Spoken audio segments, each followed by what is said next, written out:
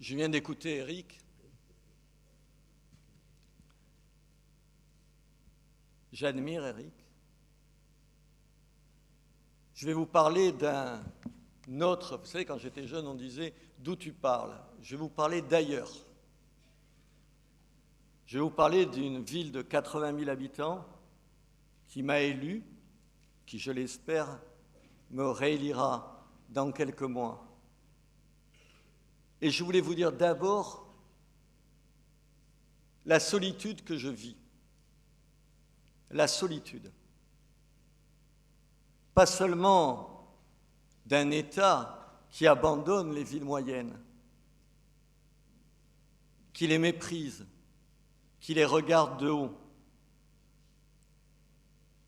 Dans l'Académie de Montpellier, 78% des étudiants sont à Montpellier, la capitale régionale, 1,4% sont dans ma ville. C'est ça la réalité. Seul parce que méprisé par une presse qui vous vomit tous les matins et qu'on ne me casse plus les pieds avec la presse régionale qui serait plus proche de qui? De rien. Midi Libre, c'est Libération sans le talent.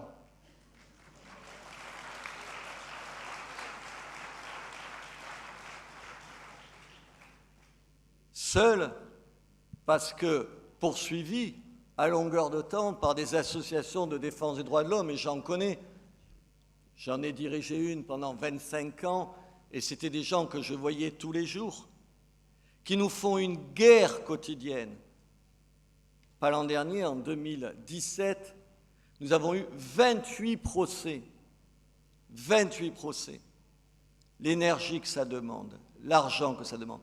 Des procès qu'on gagne tous, mais qui vous asphyxient. J'ai mon avocat ici. Tu vas parler tout à l'heure. Je parle de Maître Golnadel, pour ceux qui l'auraient pas compris. Où on se retrouve dans des prétoires, où tu m'as appris une chose, c'est qu'il ne fallait pas se défendre, il faut attaquer face à ces gens-là.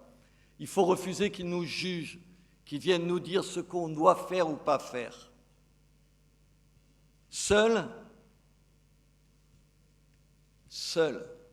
parce que je suis entouré de partis qui ne pensent qu'à eux-mêmes, qui ne vivent que pour eux, les plus proches d'entre nous ici, qui ne s'imaginent que rien ne peut passer sans eux, qui sont terriblement absents ce soir. Et pas pour rien. Mais je me sens seul, et c'est là où je vais devenir un peu plus désagréable. Tout à l'heure, Marion me disait « tu es de bonne humeur ». Je ne suis pas sûr, Marion, que je le sois. Je me sens abandonné par vous. Abandonné par vous. Je vais vous dire en 2 mots. Je me contrefous de la métapolitique. Je m'en balance de la métapolitique. J'arrête de me prendre pour un Gramsci au petit pied. Ça suffit. La bataille culturelle, vous la mènerez sans moi. Moi, j'ai des urgences. De façon annexe, je vous préviens que quand Gramsci parlait de métapolitique, il était en prison. Personne n'est en prison ici. Il avait au moins cette excuse-là.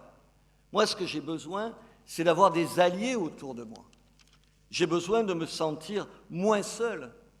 Moins seul.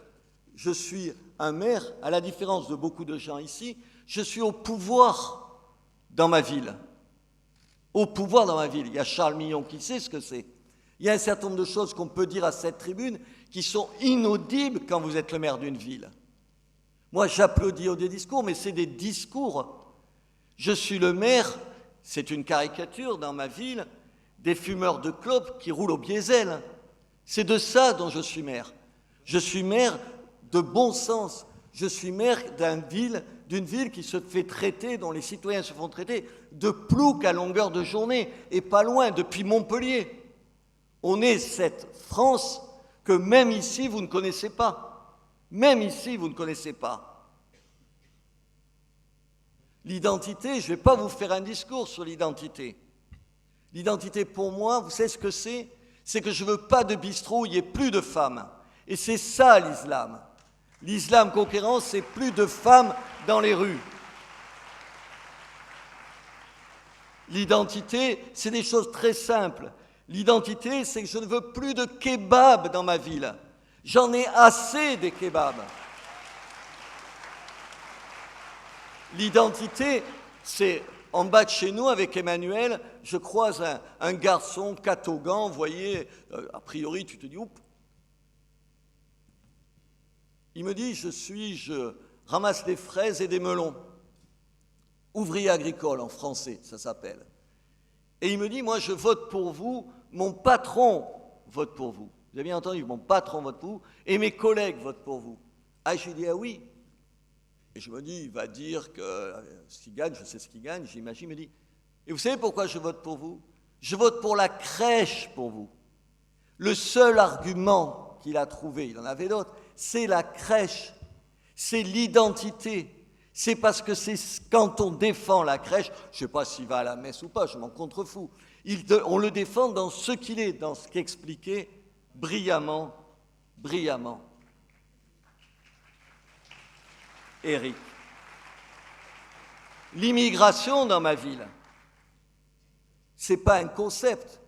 Me parler de remigration est une bêtise totale. Je vous propose d'aller en parler dans les quartiers avec moi face à des familles qui sont là depuis la 3e génération. J'attends qu'on vienne me le dire.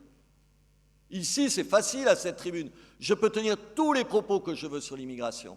Moi, je suis dans une ville où les 2/3 des enfants des écoles primaires sont issus de l'immigration et sont massivement musulmans. Je vais leur dire que leurs parents vont rémigrer. Comment on peut dire une absurdité pareille? Comment? La sécurité dans ma ville, c'est quoi? Je suis issu dans ma ville d'un quartier populaire, vous savez, les quartiers sensibles, comme on dit, un quartier difficile, qui n'était pas difficile. Moi, quand je suis arrivé dans ce quartier, c'était la première fois qu'on habitait dans un HLM, c'est la première fois que j'avais une chambre séparée de mes frères, et c'est la première fois que les toilettes n'étaient pas sur le palier, mais dans la maison. C'était une chance. Aujourd'hui, j'entends le sous-préfet de Béziers m'expliquer au moment du Ramadan que la présence de la police municipale dans ce quartier, je le cite, est une provocation. La présence de la police aux yeux du représentant de l'État est une provocation. Et il nous empêche d'aller dans ce quartier en nous demandant d'abord de se regrouper. Vous avez compris avec la police nationale et tout, vous avez compris que le petit voyou, la petite frappe, s'est éclipsé depuis bon temps. Et malgré tout cela, nous changeons notre ville. Pour ceux qui connaissent Béziers, venez à Béziers voir ce qu'on arrive à faire. Et les Biterrois, les habitants de ma ville, sont contents. Mais ça ne va pas durer. On est en sursis. Un maire comme moi, dans une ville comme la mienne, il n'y en aura plus dans 20 ans. Alors, on arrête le blabla et on se demande comment on change la donne. Et la donne, elle se change pas à Béziers, mais à Paris.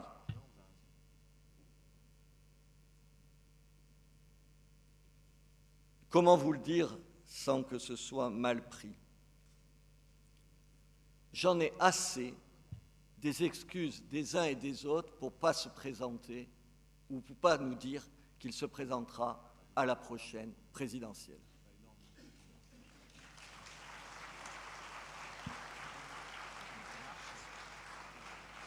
Trop jeune, trop vieux, trop intello, trop je ne sais pas quoi, je m'en fous maintenant.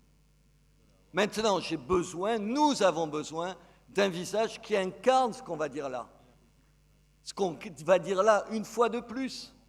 Qu'on va dire là, on est chaud, c'est bien, on est entre nous.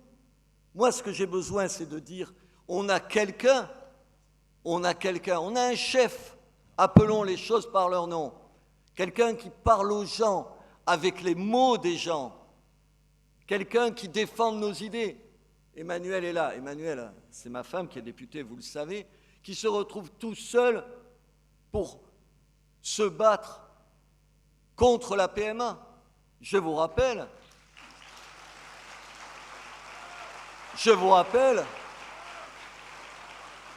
que c'est elle qui est allée défendre la motion de rejet quand aucun des autres partis, que je ne citerai pas ici pour ne pas me fâcher avec tel ou tel, a foutu les pieds pour le faire. C'est ça la réalité. Moi, je veux quelqu'un qui défende la vie des petites gens, qui est bousillé par les racailles dans les quartiers qui sont ceux de ma ville. Mais en même temps, je ne veux plus de cette droite qui a la trouille de tout, qui a la trouille même des vaccins ou des compteurs Linky. Je veux une droite qui soit à l'heure de son temps, c'est-à-dire qui s'émerveille d'un certain nombre de progrès. Oui, parce qu'il y a des progrès. Et ces progrès, ce soit à nous de les défendre. Et à contrario de ce que vient de dire, mais je ne sais pas où il est passé, Eric. Il s'est tiré. Je plaisante. Je veux une droite optimiste. Le vrai clivage aujourd'hui, il est là. Vous savez, si on perd toutes les élections, il faudrait peut-être un jour se poser la question. Sarkozy, Macron et même Chirac, ils ont incarné au deuxième tour l'optimisme, quand nous sommes le pessimisme. Il faut qu'on ait des gens qui incarnent ça aussi. Je ne vais pas être plus long parce qu'on m'a dit qu'il fallait que je ne parle pas trop longtemps. Il faut arrêter de parler de la politique. Il faut que vous en fassiez. Combien d'entre vous ont décidé de se présenter aux élections municipales? Qui? C'est facile. Oui, 3, ça va. On se moque des intellectuels de Saint-Germain-des-Prés, mais écoutez, c'est la même chose qu'on fait ici. C'est exactement la même chose, simplement d'un autre bord. Aujourd'hui, ce dont j'ai besoin, ce dont on a besoin, c'est que vous veniez vous frotter au réel, à la réalité des choses. Si, à en croire bon nombre d'entre vous, notre civilisation, de façon anthropologique, serait menacée, si se jouerait quelque chose d'essentiel, et on vient d'entendre Eric, sur les années qui viennent, mais qu'est-ce que vous attendez pour nous aider? Qu'est-ce que vous attendez pour mettre les mains dans le cambouis? Qu'est-ce que vous attendez pour tous les jours aller vous frotter au réel, à la réalité, aux gens, aux vrais gens?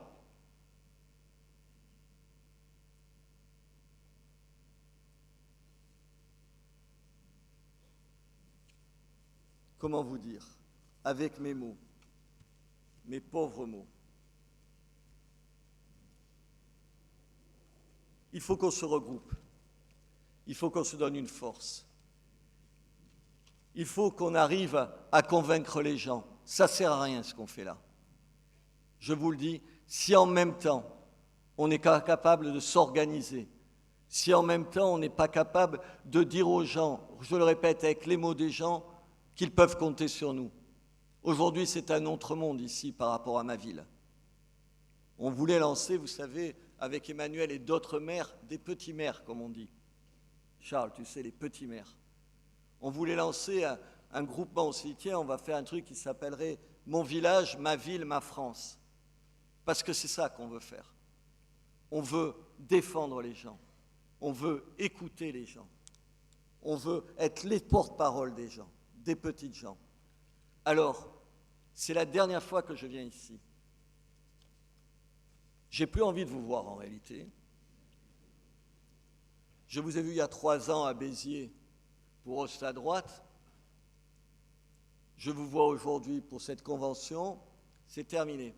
Moi, je vous donne rendez-vous et c'est la seule chose qui compte.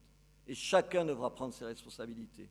La seule chose qui compte, c'est qu'on se donne rendez-vous dans 3 ans, mais à l'Élysée, pas ici.